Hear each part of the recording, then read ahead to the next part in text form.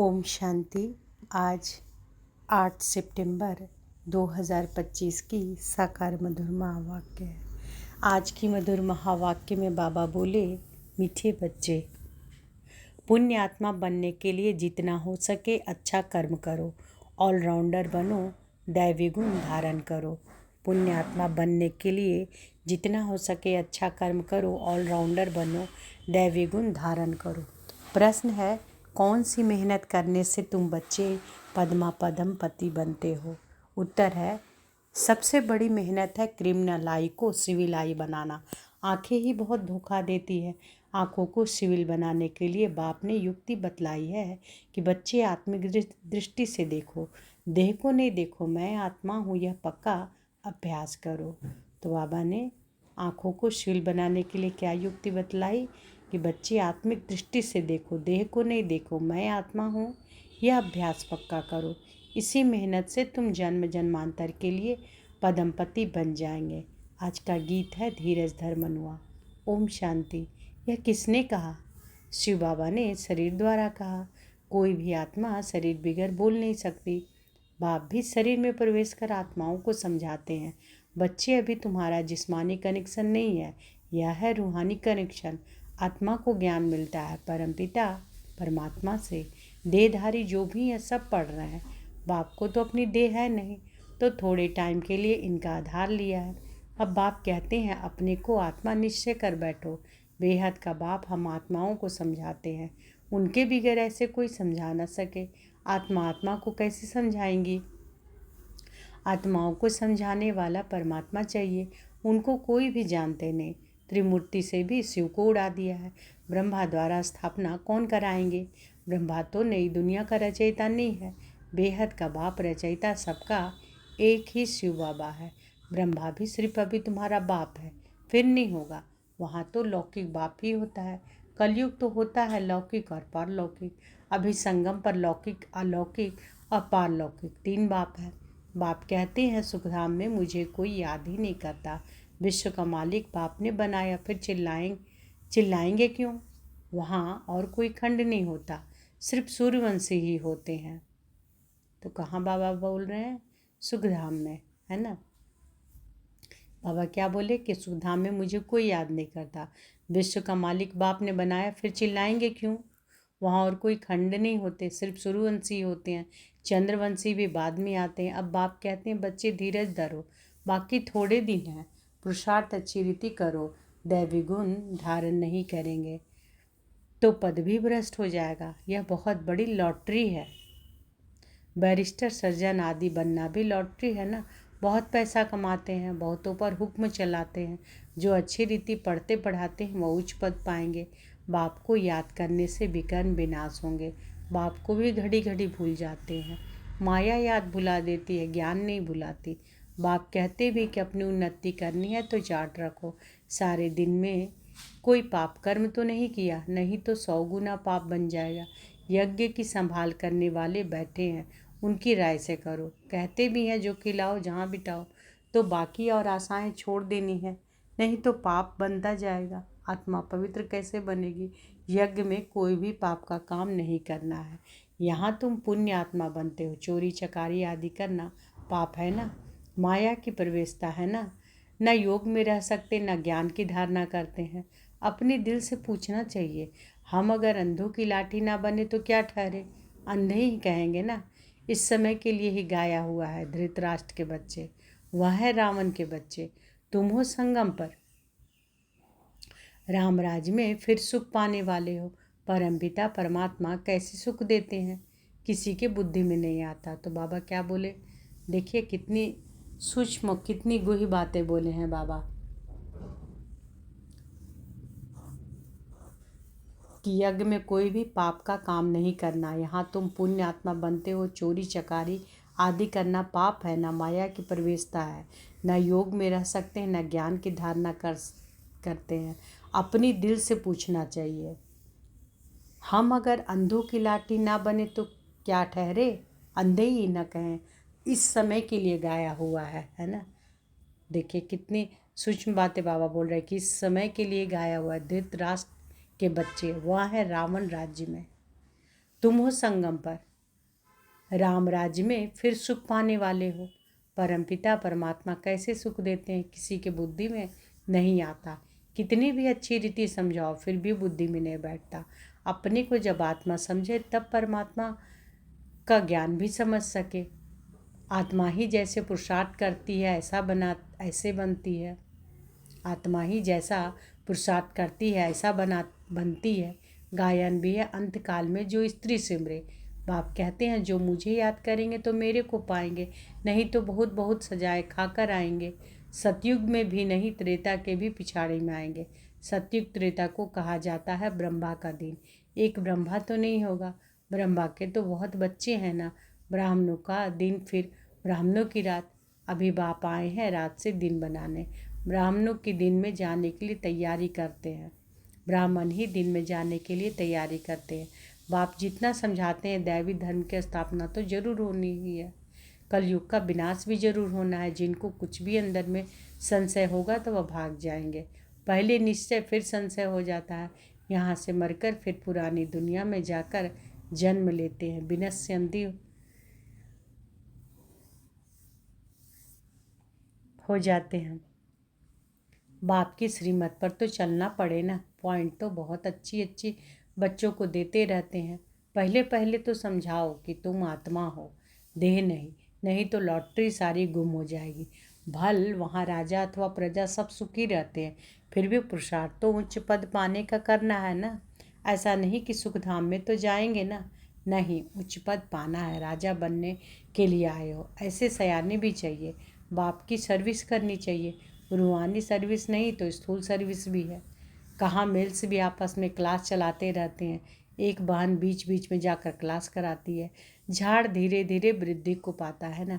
Centres पर कितने आते हैं फिर चलते चलते गुम हो जाते हैं।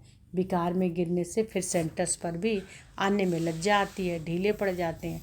कहेंगे यह बीमार हो गया। बाप सब बातें समझाते रहते हैं। अपना पोता मेल रोज रखो। जमा और ना होती घाटा और फायदा। आत्मा पवित्र बन गई अर्थात 21 जन्म के लिए जमा हुआ। बाप की याद से ही जमा होगा। पाप कट जाएंगे। कहते भी है ना, हे पतित पावन बाबा आकर हमको पावन बनाओ।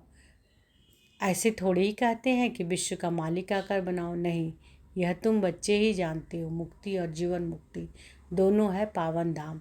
तुम जानते हो हम मुक्ति जीवन मुक्ति का वर्षा पाते हैं। जो पूरी रीति नहीं पढ़ेंगे वह पीछे आएंगे। स्वर्ग में तो आना है, सब अपने अपने समय पर आएंगे। सब बातें समझाई जाती है, फौरन तो कोई नहीं समझ जाएंगे। यहाँ तुमको बाप को याद करने के लिए कितना समय मिलता है। जो भी आए हैं उनको यह बताओ कि पहले अपने को आत्मा समझो। यह नॉलेज बाप ही देते हैं जो सभी आत्माओं का पिता है। आत्माभिमानी बनना है। आत्मा ज्ञान उठाती है। परमात्मा बाप को याद करने से विकर्म विनाश होंगे। फिर सृष्टि के आदि मध्य अंत का ज्ञान देते हैं। रचयिता को याद करने से ही पाप भस्म होंगे। फिर रचना के आदि मध्य अंत को ज्ञान को समझने से तुम चक्रवर्ती राजा बन जाएंगे। बस यह फिर औरों को भी सुनाना है। चित्र भी तुम्हारे पास है, यह तो सारा दिन बुद्धि में रहना चाहिए।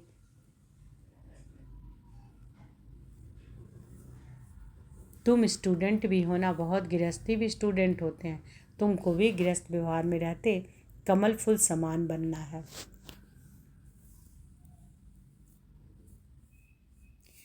बहन भाई की कभी क्रिमिनल आई हो ना सके, यह तो ब्रह्मा के मुख वंशावली है ना। क्रिमिनल को सिविल बनाने के लिए बहुत मेहनत करनी पड़ती है। आधा कल्प की आदत पड़ी हुई है, उसको निकालने में बड़ी मेहनत है। सब लिखते हैं यह पॉइंट जो बाबा ने समझाए क्रिमिनल आई को निकालने की, यह बहुत कड़ी है। घड़ी घड़ी बुद्धि चली जाती है, बहुत संकल्प आते हैं। अब आँखों को क्या करे। सूरदास का दृष्टांत देते हैं। वह तो एक कहानी बना दी है। देखा आँखें हमको धोखा देती है तो आँखें निकाल दी। अभी तो यह बात है नहीं। यह आँखें तो सबको है, परंतु क्रिमिनल है उनको सिविल बनाना है। मनुष्य समझते हैं घर में रहते यह नहीं हो सकता। बाप कहते हैं हो सकता है, क्योंकि आमदनी बहुत बहुत है। तुम जन्म जन्मांतर के लिए पद्मपति बनते हो, वहाँ गिनती होती ही नहीं। आजकल बाबा नाम ही पद्मपति पद्मावती दे देते हैं। आजकल बाबा नाम ही पद्मपति पद्मावती दे देते हैं। तुम अनगिनत पद्मपति बनते हो, वहाँ गिनती होती ही नहीं। गिनती तब होती है जब रुपये पैसे आदि निकलते हैं। वहाँ तो सोने चांदी के मुहरे काम में आती हैं। आगे राम सीता की राज्य की मुहरे आदि मिलती थी। बाकी सूर्यवंशी राजाई की कभी नहीं देखी है। चंद्रवंशी की देखते ही आए। पहले तो अब सोने के सिक्के ही थे। पहले तो सब सोने के ही सिक्के थे, फिर चांदी के। यह तांबा आदि तो पीछे निकला है। अभी तुम बच्चे बाप से फिर वर्षा लेते हो। सतयुग में जो रस्म रिवाज चलनी होगी वह तो चलेगी ही। तुम अपना पुरुषार्थ करो। स्वर्ग में बहुत थोड़े होते हैं। आयु भी बड़ी होती है, अकाले मृत्यु नहीं होती। तुम समझते हो कि हम काल पर जीत पाते हैं। मरने का काम ही नहीं, उसको कहते हैं अमर लोक, यह है मृत्यु लोक। अमर लोक में हाहाकार होती नहीं। कोई बूढ़ा मरेगा तो और ही खुशी होगी, जाकर छोटा बच्चा बनेंगे। यहाँ तो मरने पर रोने लगते हैं। तुमको कितना अच्छा ज्ञान मिलता है, कितनी धारणा होनी चाहिए। औरों को भी समझाना पड़ता है। बाबा को कोई कहे कि हम रूहानी सर्विस करना चाहते हैं, बाबा झट कहेंगे भल करो। बाबा कोई को मना नहीं करते। ज्ञान नहीं है तो बाकी अज्ञान ही है। अज्ञान से फिर बहुत डिसर्विस कर देते हैं। सर्विस तो अच्छी रीति करनी चाहिए ना, तभी लॉटरी मिलेगी, है ना। तो सर्विस अच्छी रीति करनी चाहिए तभी लॉटरी मिलेगी। बहुत भारी लॉटरी है, यह है ईश्वरीय लॉटरी। तुम राजा रानी बनेंगे तो तुम्हारे पौत्र पौत्रियाँ सब खाते आएंगे, है ना। तो बाबा क्या कह रहे हैं कि बाबा किसी को मना नहीं करते।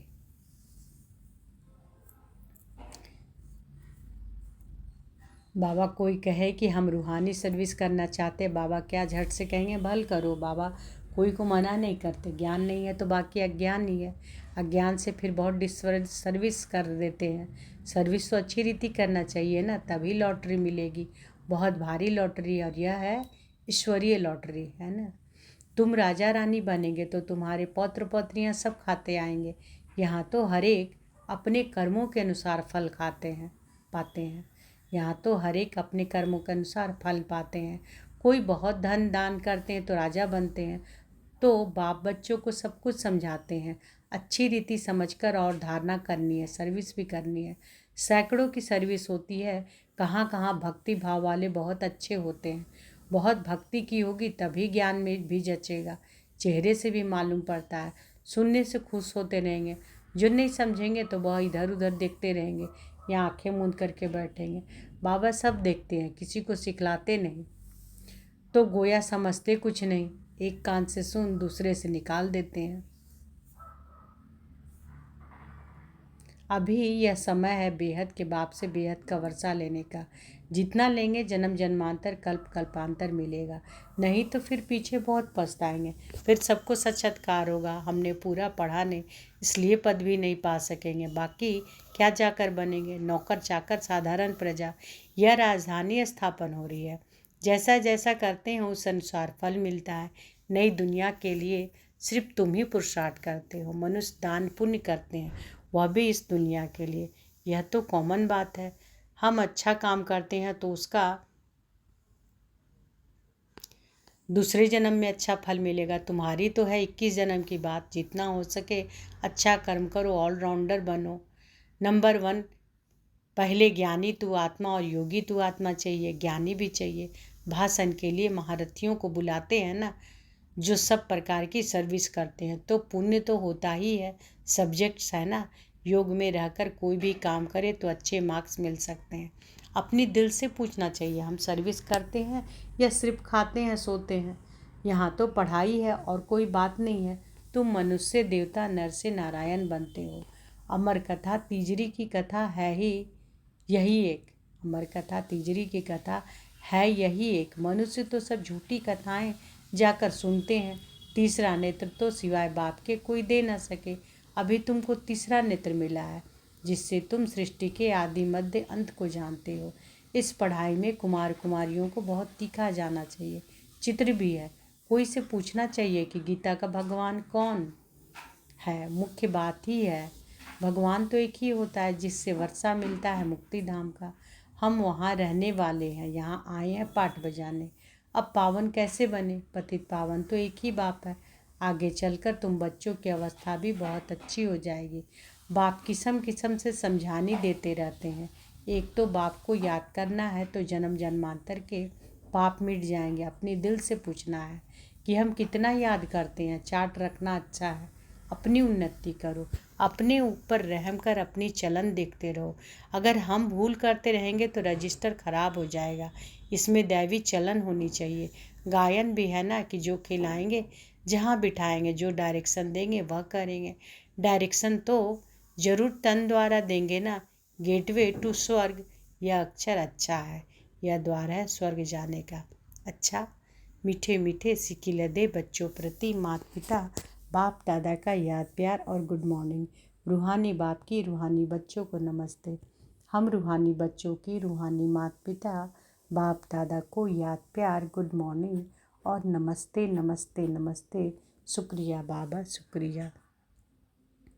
धारणा के लिए मुख्य सार। पहला, पुण्य आत्मा बनने के लिए और सब आशाएं या छोड़ पक्का करना है कि बाबा जो खिलाओ, जहाँ बिठाओ, कोई भी पाप का काम नहीं करना है। दूसरा, ईश्वरीय लॉटरी प्राप्त करने के लिए रूहानी सर्विस में लग जाना है। ज्ञान की धारणा कर औरों को करानी है।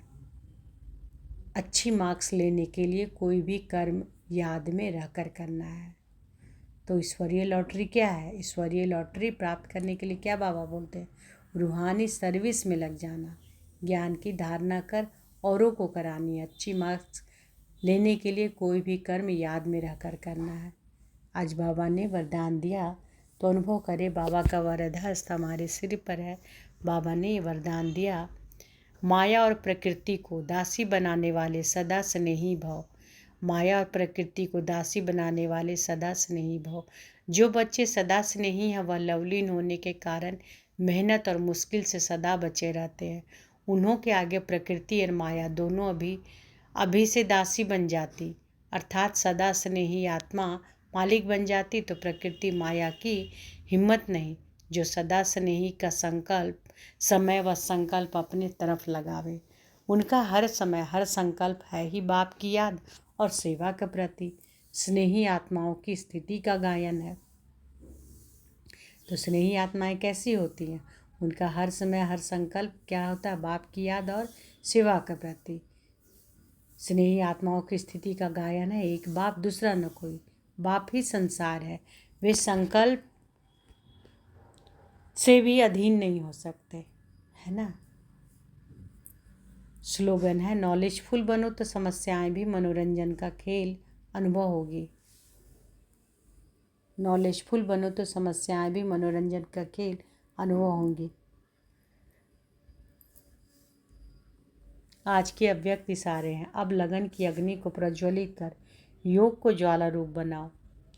इस कलयुगी तमो प्रधान जर्जरी भूत पुराने वृक्ष को भस्म करने के लिए संगठित रूप में फुल फोर्स से योग ज्वाला प्रज्वलित करो।